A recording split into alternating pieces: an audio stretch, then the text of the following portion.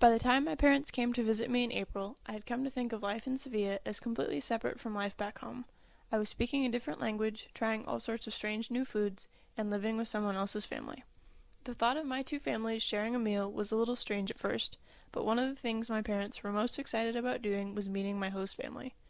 My roommate's parents had visited in March, and she had told me all about how incredibly awkward the language barrier could be. As my parents' visit neared, I started to concoct this uncomfortable mental picture of my two families sitting silently around a table while I struggled to translate.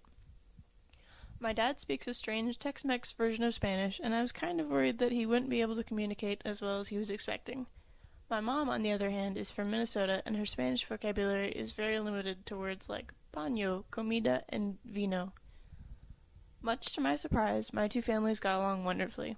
My host mom had prepared a tasty variety of Spanish dishes such as tortillas, croquetas, and rebujito cocktails in honor of the Feria de Abril. My dad and host dad were able to have a conversation about how much they didn't like Facebook, and my mom and host mom chatted about their sons. My mom's ability to communicate in a language that she didn't really speak was actually very impressive. Her wild gestures and broken sentences were comical, but the cultural exchange was about more than language barriers. It made me feel more comfortable about my own language blunders that I'd been making during my time in Spain. The fact that my two families were able to find a sense of solidarity was a really big part of my own personal immersion.